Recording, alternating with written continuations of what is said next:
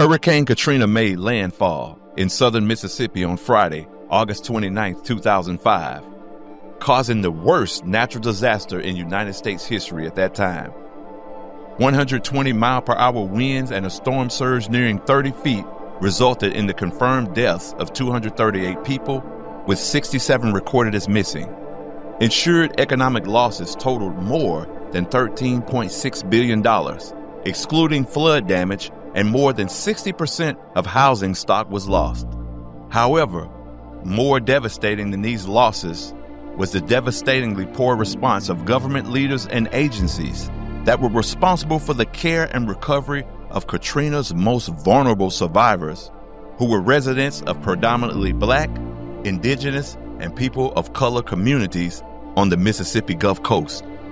This commemoration at the Gulfside Assembly, a sacred, safe space that was lost during Katrina, aims to memorialize the community's losses, honor its survivors and heroes, and chart a course for community resilience and resistance so that we never experience such devastating losses ever again. I must begin by respectfully acknowledging and honoring the Choctaw Indian Nation, the original inhabitants of this space. The Choctaw Indians skillfully adapted and lived in harmony with the world around them. The Choctaw were forced from this land by the Indian Removal Act, signed by Andrew Jackson in 1830.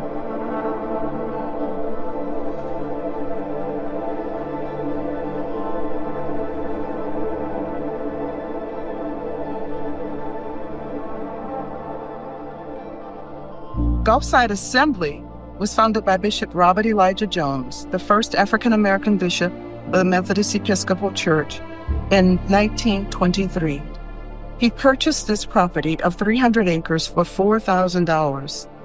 This property was originally owned by a nephew of Andrew Jackson. Gulfside was established on the Chautauqua principles of faith, education, culture, and recreation.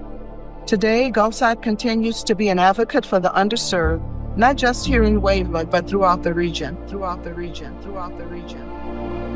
I was moved by the faith leaders, Christian, Jewish, Buddhist, Muslim, and Unity. They came with their loving and passionate hearts, and I could feel that caring energy in the room as they addressed the needs of the most vulnerable. And it was people from all over the country coming here to help us out.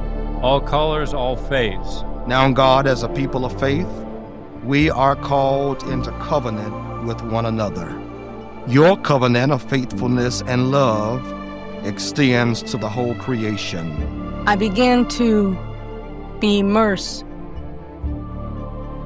with the research of learning not only about Gulfside,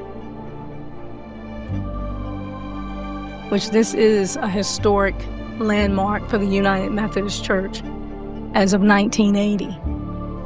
And here we are, 20 years later. Many of us have rebuilt from the impossible. We saw helicopters going around up in the air and everything. No one stopped to help us. By understanding the past, we can make informed decisions about the future.